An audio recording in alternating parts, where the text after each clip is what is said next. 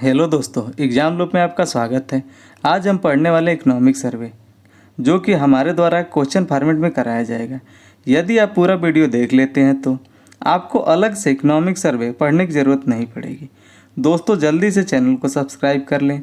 यूपीपीसीए तथा आरओआरओ के लिए पूरे एक वर्ष का करेंट अफेयर इस चैनल पर कराया जाएगा। चलिए पहला क्वेश्चन लेते हैं। इसमें भारत का आर्थिक सर्वेक्षण रिपोर्ट 2023-24 वित्त मंत्री द्वारा संसद में कब पेश किया गया?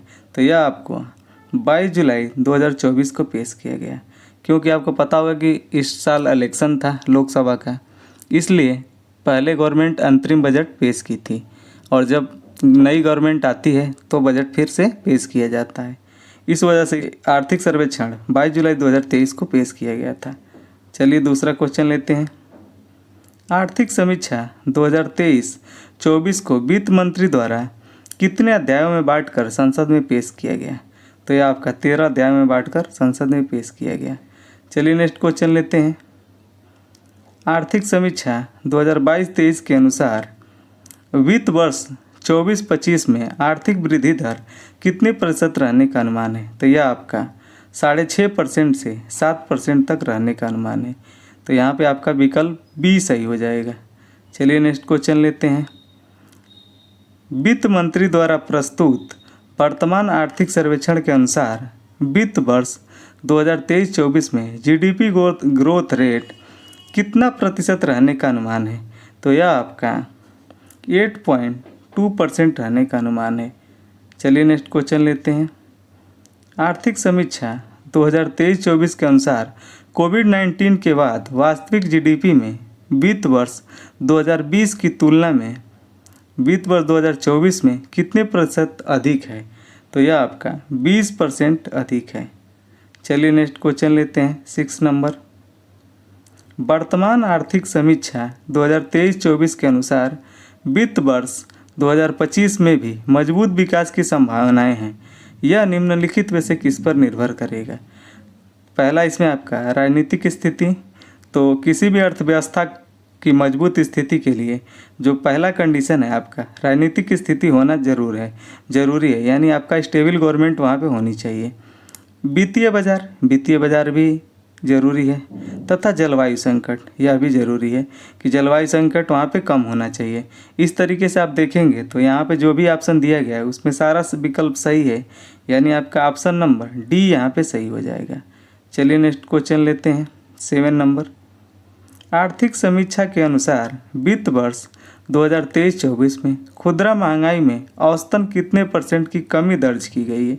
तो खुदरा महंगाई में कितने परसेंट की कमी दर्ज की गई है? यहाँ पे आपका 5.4%। आपका डी सही हो जाएगा। चलिए नेक्स्ट क्वेश्चन लेते हैं।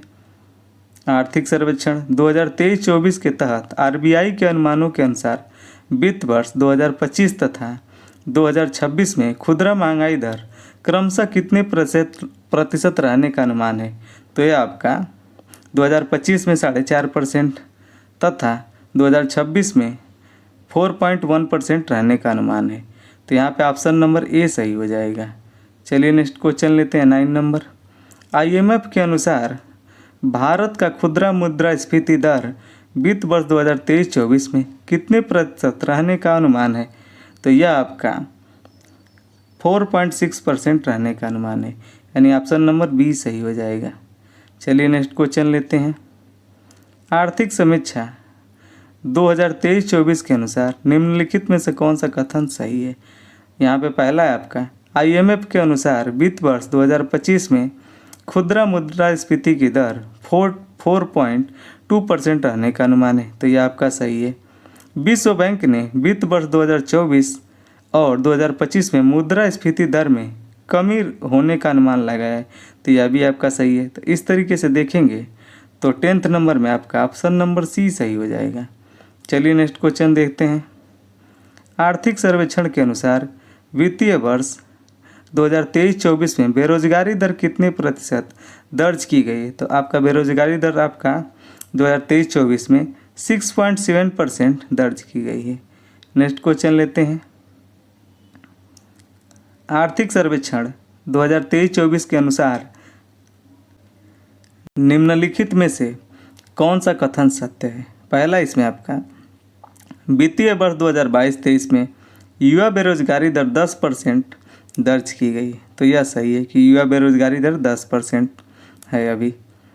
वर्ष 2023 के पहले 3 तिमाहियों में शहरी क्षेत्रों में बेरोजगारी दर घटकर 6.7% पर आने की बात सर्वेक्षण में किया गया है। तो यह भी आपका सही है। तो इस तरीके से आप देखेंगे तो ऑप्शन नंबर इसमें सी सही हो जाएगा। चलिए नेक्स्ट क्वेश्चन लेते हैं। आर्थिक सर्वेक्षण 2023-24 के अनुसार भारत की जनसंख्या का कुल श्रम बल लगभग कितना करोड़ है? तो यह आपका 56.6 करोड़। ऑप्शन नंबर ए सही हो जाएगा इसमें। चलिए नेक्स्ट क्वेश्चन लेते हैं 14 नंबर। आर्थिक सर्वेक्षण 2023-24 के अनुसार भारत के कुल श्रम बल का कितना प्रतिशत विभिन्न क्षेत्रों में योगदान के संबंध में निम्नलिखित में से कौन से कथन सत्य हैं? तो आपको बताना है कि किस क्षेत्र का कितना योगदान है श्रम में। तो कृषि क्षेत्र में योगदान श्रम क्षेत्र का आपका 45% से अधिक है, यह सही है। निर्माण क्षेत्र में 13% है, यह भी आपका सही है। विनिर्माण क्षेत्र में 11.4%, यह भी सही है। वहीं सेवा क्षेत्र में 28.9%, तो यह भी आपका सही है। इन सब का श्रम बल में जो भी परसेंटेज यहाँ पे दिया गया है वो सारा सही है। तो इस तरीके से आप देखेंगे तो ऑप्शन नंबर यहाँ पे डी सही हो जाएगा। चलिए नेक्स्ट क्वेश्चन लेते हैं 15 नंबर। आर्थिक सर्वेक्षण के अनुसार देश में वस्तुओं का व्यापार घाटा वित्तीय वर्ष 2023-24 में कितना रहा है? तो वस्तुओं का व्यापार घाटा की बात करेंगे यहाँ पे 2024-25 में 2023-24 में, तो यह आपका 240 अरब डॉलर रहा है। चलिए नेक्स्ट क्वेश्चन लेते हैं 16 नंबर। आर्थिक सर्वेक्षण 2023-24 के अनुसार रिन्यूएबल एनर्जी के संबंध में निम्नलिखित कथनों में से कौन सा कथन सही है? तो रिन्यूएबल एनर्जी की यहाँ पे बात किया गया है। पहला है आपका भारत 2030 तक नवीकरणीय ऊर्जा के क्षेत्र में लगभग 30.5 लाख करोड़ रुपए निवेश करेगा। तो ये आपका सही है कि भारत द्वारा इतना इसमें निवेश किया जाएगा। दूसरा है आपका भारत में 2030 तक 500 गीगावाट नवीकरणीय ऊर्जा का उत्पादन करने का लक्ष्य रखा गया। तो यह भी सही है कि हम नवीकरणीय ऊर्जा स्रोत से 500 गीगावाट बिजली का उत्पादन करेंगे। तीसरा है आपका 2030 तक स्वच्छ ऊर्जा पहल से 238 गीगावाट सौर ऊर्जा और 101 गीगावाट नई पवन ऊर्जा स्थापित करके 500 गीगावाट गैर जीवाश्म बिजली उत्पादन किया जाएगा। यानी इसमें यह कहा गया है कि 2030 तक जो आपका 500 गीगावाट गैर जीवाश्म से बिजली उत्पादन का लक्ष्य रखा गया है उसमें से 238 गीगावाट सौर ऊर्जा से तथा 101 गीगावाट पवन ऊर्जा से स्थापित किया जाएगा। तो यह भी आपका सही है। इस तरीके से आपका देखेंगे तो जो भी विकल्प दिया गया है रिन्यूएबल एनर्जी के संबंध में वो सारा सही है, यानी ऑप्शन नंबर यहाँ पे डी सही हो जाएगा। चलिए नेक्स्ट क्वेश्चन लेते हैं। आर्थिक सर्वेक्षण 2023-24 के अनुसार निम्नलिखित में से कौन सा कथन सत्य है? वर्ष 2023 में देश में 92 लाख से अधिक विदेशी पर्यटकों का आगमन हुआ है। तो यह सही है कि 92 लाख से अधिक विदेशी पर्यटक भारत में आए हैं। तो पहला यहाँ पे सही है। भारत ने पिछले साल पर्यटन से 2.3 लाख करोड़ रुपए से अधिक की विदेशी मुद्रा अर्जित की थी। तो यह भी आपका सही है। विश्व प्राप्तियों में देश की विदेशी मुद्रा आय का हिस्सा 2022 में 1.58% हो गया है। तो यह भी आपका सही है कि विश्व स्तर की अगर बात करें तो उसमें भारत का जो हिस्सा है 1.58% हो गया है पर्यटन से कमाई के मामले में। तो इस तरीके से देखेंगे तो यहाँ पे जितना भी विकल्प दिया गया है वो सारा सत्य है, यानी ऑप्शन नंबर आपका डी यहाँ पे सही हो जाएगा। चलिए नेक्स्ट क्वेश्चन लेते हैं। आर्थिक सर्वेक्षण 2023-24 के अनुसार ई कॉमर्स उद्योग वर्ष 2030 तक कितना अरब अमेरिकी डॉलर पार करने की उम्मीद है? तो यह आपका 350 अरब डॉलर पार करने की उम्मीद है। चलिए 19 नंबर क्वेश्चन देखते हैं। आर्टिफिशियल इंटेलिजेंस तैयारी सूचकांक 2024 के संदर्भ में निम्न कथनों पर विचार कीजिए। इसमें पहला है आपका, यह सूचकांक विश्व बैंक द्वारा जारी किया जाता है, तो यह गलत है। विश्व बैंक द्वारा नहीं, यह IMF द्वारा जारी किया जाता है, तो यहाँ पे IMF होना चाहिए था। दूसरा इसमें दिया गया है, भारत को 4.9 रेटिंग के साथ निम्न आय वाले देशों की श्रेणी में रखा गया है, तो यह भी गलत है। यहाँ पे आर्टिफिशियल इंटेलिजेंस तैयारी सूचकांक को 3 वर्गों में बांटा गया है, जिसमें से पहला है आपका उन्नत अर्थव्यवस्था, उभरती बाजार अर्थव्यवस्था तथा निम्न आय वाले देश, जिसमें भारत को 4.9 रेटिंग के साथ निम्न आय वाले नहीं, उभरती बाजार अर्थव्यवस्था के रूप में रखा गया है, तो यहाँ पे यह भी गलत है।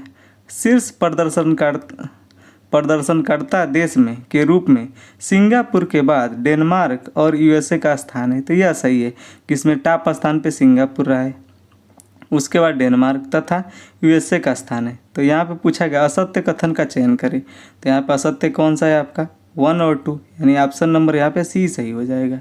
चलिए नेक्स्ट क्वेश्चन लेते हैं 20 नंबर। विश्व निवेश रिपोर्ट 2024 के संदर्भ में निम्न कथनों पर विचार कीजिए। यह रिपोर्ट विश्व बैंक द्वारा जारी किया जाता है, तो यहाँ पे यह गलत है, क्योंकि यह विश्व बैंक द्वारा नहीं, अंकटाड द्वारा जारी किया जाता है, तो यहाँ पे क्या होना चाहिए था अंकटाड।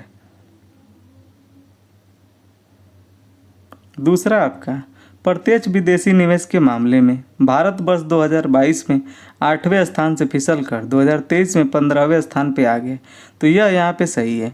तीसरा आपका, रिपोर्ट के अनुसार वर्ष 2023 में भारत में प्रत्यक्ष विदेशी निवेश 28% घटकर 43 बिलियन डॉलर हो गया, तो यह गलत है, क्योंकि 28% नहीं 43% घटकर यह 28 बिलियन डॉलर हो गया वहीं 2022 की बात करें तो 49 बिलियन डॉलर के साथ यह 8वें स्थान पे था। तो इसमें USA द्वारा टॉप स्थान प्राप्त किया गया है, तो यहाँ पे पूछा गया सत्य कथन का चयन कीजिए, तो आपका यहाँ पे सत्य देखेंगे तो केवल आपका 2 हो जाएगा, यानी ऑप्शन नंबर B। यहाँ पे B और C रिवर्स हो गया है, तो आप देख लेंगे दूसरा ऑप्शन सही है, यानी B यहाँ पे ऑप्शन सही हो जाएगा। चलिए नेक्स्ट क्वेश्चन लेते हैं। आर्थिक समीक्षा के अनुसार वित्तीय वर्ष 2023-24 में कुल व्यय में पूंजीगत व्यय का हिस्सा कितना % है, तो यह है आपका 79%, तो आपका यहाँ पे B ऑप्शन सही हो जाएगा। चलिए नेक्स्ट क्वेश्चन लेते हैं। आर्थिक समीक्षा के अनुसार वित्तीय वर्ष 2023-24 में कुल व्यय में राजस्व व्यय का हिस्सा कितना % है, तो 79%, तो आपका पूंजीगत व्यय है, उसमें से आप माइनस कर देंगे 100 से, तो आपका 21% यहाँ पे हो जाएगा, यानी पहला क्वेश्चन इसमें सही हो जाएगा। चलिए नेक्स्ट क्वेश्चन देखते हैं। आर्थिक सर्वेक्षण 2023-24 के अनुसार भारत कैसी अर्थव्यवस्था वाला देश है, तो भारत एक उच्च विकास और निम्न मुद्रास्फीति वाला अर्थव्यवस्था वाला देश है, यानी ऑप्शन नंबर यहाँ पे A सही हो जाएगा। चलिए नेक्स्ट क्वेश्चन लेते हैं 24।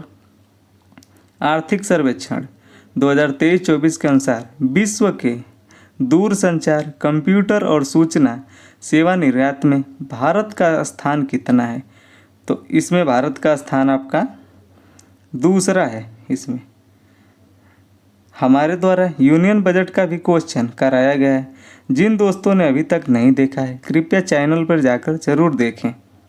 चलिए नेक्स्ट क्वेश्चन लेते हैं। आर्थिक सर्वेक्षण 2023-24 के अनुसार चाइना +1 स्ट्रेटजी से भारत को कैसे लाभ हो सकता है, तो यह आपको बताना है कि इससे भारत को कैसे लाभ हो सकता है। चीन से प्रत्यक्ष विदेशी निवेश को बढ़ावा देकर, तो यह सही है। चीन से आयात कर नहीं, चीन से अगर आप आयात करेंगे तो भारत को लाभ नहीं होगा, व्यापारिक घाटा होता है। वहीं बात करें चाइना +1 वो स्ट्रेटजी है जिसे कंपनियां अपनाकर चीन से बाहर अपने कारोबार का दायरा बढ़ाती हैं, जैसे कि चाइना का उसके पड़ोसी देशों के साथ बहुत से मामलों पर विवाद है, जिसको देखते हुए वहां से कंपनियां अपना चाइना को छोड़कर अलग अलग देशों में अपना ब्रांच स्थापित कर रही हैं। अब यह नहीं कहा जा रहा है कि चाइना से बिल्कुल वो अपना कारोबार बंद कर देंगी, बल्कि ब्रांच के तौर पे अदर देशों में जाएंगी। तो यह है चाइना +1 स्ट्रेटजी, इसे आप याद रखेंगे। तो इस तरीके से आपका यहाँ पे ऑप्शन नंबर ए सही हो जाएगा। चलिए नेक्स्ट क्वेश्चन लेते हैं। आर्थिक सर्वेक्षण 2023-24 के अनुसार ऊर्जा दक्षता में सुधार हेतु उठाए गए कदम हैं। तो पर्यावरण के लिए जीवन शैली मिशन, तो ये आपका सही है कि यह आपका ऊर्जा दक्षता के लिए कदम है। प्रदर्शन, उपलब्धि और व्यापार, यह भी है आपका। ऊर्जा संरक्षण भवन संहिता, यह भी है। शून्य लेवलिंग कार्यक्रम, तो इसके द्वारा भी ऊर्जा दक्षता में सुधार किया जा सकता है। तो इस तरीके से आप देखेंगे तो यहाँ पे ऑप्शन नंबर यहाँ पे डी सही हो जाएगा। चलिए नेक्स्ट क्वेश्चन लेते हैं 27 नंबर। पीएम सूर्य घर योजना से कितने गीगावाट सौर ऊर्जा कैपेसिटी जुड़ने की उम्मीद है? तो यहाँ पे इस योजना से 30 गीगावाट सौर ऊर्जा कैपेसिटी जुड़ने की उम्मीद है। चलिए पीएम सूर्य योजना के बारे में बात करते हैं। इससे 1 करोड़ घरों को 300 यूनिट मुफ्त बिजली दिया जाएगा। यह योजना 13 फरवरी 2024 को प्रधानमंत्री मोदी जी द्वारा लॉन्च किया गया। इसके तहत 78,000 रुपये तक की सब्सिडी दी जाएगी। चलिए नेक्स्ट क्वेश्चन लेते हैं। किस देश की सरकार ने अंतरिक्ष मैत्री मिशन के अंतर्गत इसरो की वाणिज्यिक शाखा न्यू स्पेस इंडिया लिमिटेड के साथ 18 मिलियन डॉलर के समझौते पर हस्ताक्षर किया है? तो यह ऑस्ट्रेलिया द्वारा किया गया है। वहीं बात करें अंतरिक्ष मैत्री मिशन का, तो यह भारत और ऑस्ट्रेलिया के बीच अंतरिक्ष क्षेत्र में एक रणनीति के उद्देश्य से लाया गया है। इसका उद्देश्य की बात करें तो इस मिशन से अंतरिक्ष मलबे की समस्या से निपटने में मदद मिलेगी। चलिए नेक्स्ट क्वेश्चन लेते हैं। आर्थिक सर्वेक्षण 2024-25 के अनुसार पीएम सूर्य घर योजना के संबंध में निम्न कथनों में से कौन सा कथन सही है? इसके तहत 1 करोड़ परिवारों को हर महीने 300 यूनिट मुफ्त बिजली दिए उपलब्ध कराना है। तो ये आपका सही है। इस योजना से लगभग 17 लाख रोजगार सृजित होगा। यह भी आपका सही है। तीसरा दिया गया आपका सी ऑप्शन इसमें। इस योजना के क्रियान्वयन से 220 मिलियन टन CO2 समतुल्य उत्सर्जन में कमी होगी। तो यह भी आपका सही है। यानी यहाँ पे जितना भी दिया गया है विकल्प A, B, C सारे सही हैं। इस प्रकार से आपका यहाँ पे डी ऑप्शन सही हो जाएगा। चलिए नेक्स्ट क्वेश्चन लेते हैं 30 नंबर। निम्नलिखित कथनों पर विचार करें। हाल ही में यूनेस्को द्वारा केरल के कोझिकोड शहर को भारत का पहला सिटी ऑफ लिटरेचर घोषित किया गया। तो यह सही है। हाल ही में केंद्र सरकार द्वारा उत्तराखंड के ज्योतिष मठ नगर का नाम बदलकर कैंची धाम रखने का प्रस्ताव को मंजूरी दी गई। तो यह आपका गलत है। जोशी मठ का नाम ज्योतिर्मठ रखा गया है, यानी आपका यहाँ पे ज्योतिर्मठ हो जाएगा। तो इस तरीके से यह ऑप्शन कैंची धाम नहीं, इसलिए यह गलत हो जाता है। सत्य कथन बताना है आपको, तो यहाँ पे ऑप्शन नंबर ए सही हो जाएगा। चलिए नेक्स्ट क्वेश्चन लेते हैं। आर्थिक सर्वेक्षण 2023-24 के अनुसार देश में हर साल कितने लाख रोजगार देने की ज़रूरत है? तो कितने लाख ज़रूरत पड़ेगी आपको? तो यहाँ पे देखेंगे 78.5 लाख हर साल रोजगार देने की ज़रूरत पड़ेगी। आर्थिक सर्वेक्षण में ऐसा कहा गया है। चलिए नेक्स्ट क्वेश्चन लेते हैं 32 नंबर। आर्थिक सर्वेक्षण 2023-24 के अनुसार वित्त वर्ष 2024 के अंत तक कृत्रिम बुद्धिमत्ता, इंटरनेट ऑफ थिंग्स, रोबोटिक्स और नैनो टेक्नोलॉजी में कितने DPIIT मान्यता प्राप्त स्टार्टअप होंगे? तो यह कितने होंगे आपके? 13,000 होंगे। चलिए नेक्स्ट क्वेश्चन। आर्थिक सर्वेक्षण के अनुसार वित्त वर्ष 2014 से 24 के बीच राष्ट्रीय राजमार्ग निर्माण की औसत गति कितना गुना बढ़ गया है? तो यह आपका 3 गुना बढ़ गया है, यानी ऑप्शन नंबर बी यहाँ पे सही हो जाएगा। चलिए नेक्स्ट क्वेश्चन लेते हैं 34 नंबर। आर्थिक सर्वेक्षण के अनुसार वित्त वर्ष 2020 तथा 2024 के बीच रेलवे पर पूंजीगत व्यय में कितने % की वृद्धि हुई है? तो यह आपका 77% की इसमें वृद्धि हुई है, यानी ऑप्शन नंबर यहाँ पे डी सही हो जाएगा। चलिए नेक्स्ट क्वेश्चन लेते हैं 35 नंबर। वित्त वर्ष 2024 में कितने हवाई अड्डों पर नए टर्मिनल भवन बनाए जाने की बात आर्थिक सर्वेक्षण 2023-24 में की गई है? तो यहाँ पे 21 नए आपके टर्मिनल भवन बनाए जाएंगे हवाई अड्डों पे। चलिए नेक्स्ट क्वेश्चन लेते हैं 36 नंबर।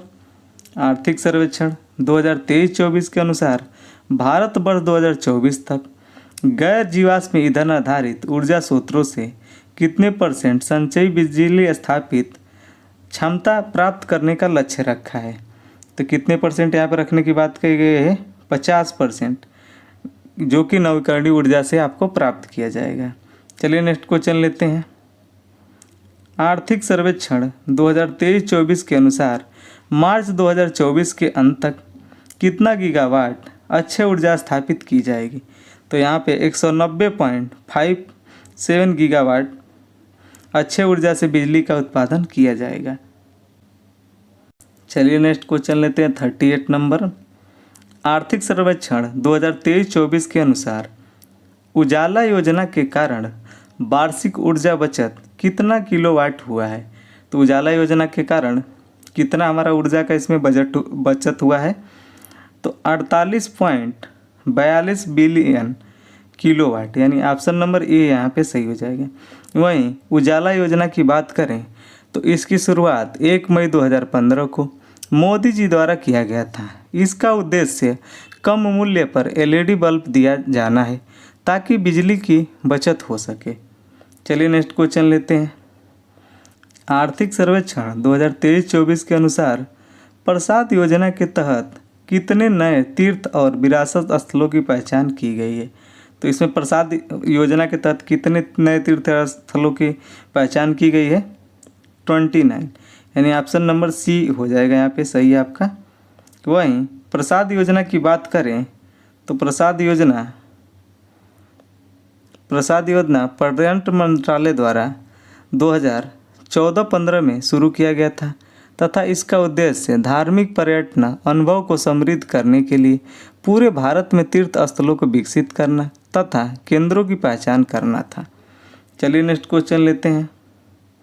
आर्थिक सर्वेक्षण 2023-24 के अनुसार स्वदेश दर्शन 2.0 के तहत कितना करोड़ रुपए का परिव्यय किया जाएगा। तो यहाँ पे ये बताना है कि स्वदेश दर्शन के अंतर्गत कितने करोड़ रुपए का परिव्यय किया जाएगा। तो यहाँ यह आपका 3,800 करोड़ रुपए का परिव्यय किया जाएगा। स्वदेश दर्शन योजना की बात करें तो इसकी शुरुआत 2014-15 में संस्कृति मंत्रालय द्वारा किया गया था तथा इसका उद्देश्य पर्यटन सर्किट के एकीकृत विकास हेतु किया गया था। चलिए नेक्स्ट क्वेश्चन लेते हैं 41 नंबर। आर्थिक सर्वेक्षण 2023-24 के अनुसार त्वरित सिंचाई लाभ कार्यक्रम 2016 से 2024 के दौरान कितना हेक्टेयर अतिरिक्त सिंचाई क्षेत्र का सृजन हुआ है। तो यह आपका 25.80 लाख हेक्टेयर इसमें अतिरिक्त सिंचाई क्षेत्र का सृजन हुआ है, यानी ऑप्शन नंबर ए सही हो जाएगा। चलिए नेक्स्ट क्वेश्चन लेते हैं। आर्थिक सर्वेक्षण 2023-24 के अनुसार निम्नलिखित में से कौन सा कथन सत्य है। भारत के पास 55 सक्रिय अंतरिक्ष परिसंपत्तियां हैं। तो यह आपका सही है। दूसरा दिया गया है 2.1 लाख ग्राम पंचायतों को OFC यानी आर्टिकल फाइबर केबल से जोड़ा जाएगा। तो यह भी आपका सही है। इस तरीके से देखेंगे तो यहाँ पर ऑप्शन नंबर सी सही हो जाएगा। चलिए नेक्स्ट क्वेश्चन लेते हैं। आर्थिक सर्वेक्षण 2023-24 के अनुसार व्यापक भारत AI मिशन के लिए कितने करोड़ रुपए की स्वीकृति दी गई है। तो इसमें आपका 1,300 करोड़ रुपए इसमें देने का प्रावधान किया गया है, यानी ऑप्शन नंबर बी यहाँ पे सही हो जाएगा। चलिए नेक्स्ट क्वेश्चन लेते हैं। 18वीं लोकसभा चुनाव के संदर्भ में निम्न कथनों पर विचार कीजिए। पहला इसमें दिया गया है राष्ट्रपति द्वारा सांसद भर्तृहरि महताब को प्रोटेम स्पीकर नियुक्त किया गया। तो यह सही है। दूसरा इसमें दिया गया है स्वतंत्र भारत में 18वीं लोकसभा से पूर्व सभी अध्यक्ष निर्विरोध चुने गए थे। यह भी आपका सही है। तीसरा है ओम बिरला 2 बार लोकसभा अध्यक्ष निर्वाचित होने वाले छठे अध्यक्ष हैं। तो यह भी सही है। प्रोटेम स्पीकर की नियुक्ति के संबंध में राष्ट्रपति संविधान के अनुच्छेद 94(1) से शक्तियाँ प्राप्त करता है। तो यह गलत है। 94(1) में नहीं इसका प्रावधान है, आर्टिकल 95 सब क्लाज 1 में इसका प्रावधान है, यानी यहाँ पे चौथा गलत हो जाएगा। इस तरीके से आप देखेंगे तो यहाँ पे सत्य पूछा गया था तो केवल 3 सही है, यानी ऑप्शन नंबर सी सही हो जाएगा। चलिए नेक्स्ट क्वेश्चन लेते हैं 45 नंबर। आर्थिक सर्वेक्षण 2023-24 के अनुसार कर संग्रह के रूप में प्रत्यक्ष कर एवं अप्रत्यक्ष कर के रूप में कितना कर क्रमशः संग्रहित किया गया है, यानी प्रत्यक्ष कर से कितना तथा अप्रत्यक्ष कर से कितना कर संग्रह किया गया यह बताना है आपको। तो प्रत्यक्ष कर से 55% तथा अप्रत्यक्ष कर से 45%, यानी ऑप्शन नंबर यहाँ पे ए सही हो जाएगा। चलिए नेक्स्ट क्वेश्चन लेते हैं। आर्थिक सर्वेक्षण 2023-24 के अनुसार चालू वित्त वर्ष 2024 में खाद्य महंगाई दर बढ़कर कितना % हो गया है। तो यह आपको बताना है कितना % खाद्य महंगाई बढ़ा है। तो यह आपका 7.5% बढ़ गया है। चलिए नेक्स्ट क्वेश्चन लेते हैं। आर्थिक सर्वेक्षण के अनुसार वित्त वर्ष 2023-24 में वैश्विक वस्तु निर्यात में भारत की हिस्सेदारी कितने % थी। तो यह आपका 1.8% भारत की विश्व निर्यात में हिस्सेदारी है। चलिए नेक्स्ट क्वेश्चन लेते हैं। अमृतकाल की विकास रणनीतियों के लिए आर्थिक सर्वेक्षण 2023-24 में निम्नलिखित क्षेत्रों में से किसका उल्लेख किया गया है। निजी निवेश को बढ़ावा, इसका जिक्र किया गया है। MSME का विस्तार, तो ये इसका भी किया गया है। विकास इंजन के रूप में कृषि, यह भी सही है यहाँ पे। हरित संक्रमण का वित्त पोषण, यह भी सही है। शिक्षा रोजगार अंतर को पाटना, यह भी सही है। राज्यों की क्षमता का निर्माण करना, तो यह भी अमृतकाल की विकास रणनीतियों में शामिल है। इस तरीके से देखेंगे तो जितने विकल्प दिए गए हैं वो सारे सत्य हैं। तो यहाँ पे ऑप्शन नंबर आपका डी सही हो जाएगा। चलिए लेते हैं सेकेंड लास्ट क्वेश्चन। निम्नलिखित कथनों पर विचार करें। स्पेन अंतर्राष्ट्रीय सौर गठबंधन में पूर्ण सदस्य के रूप में शामिल होने वाला 100वां देश बना है। तो यह गलत है आपका। यह आपका 99वां सदस्य बना था अंतर्राष्ट्रीय सौर गठबंधन का। वहीं 100वां सदस्य प्रागवे है आपका, न कि स्पेन। प्रागवे, ठीक है। दूसरा इसमें दिया गया अंतर्राष्ट्रीय सौर गठबंधन की स्थापना कोप 15 के दौरान की गई थी।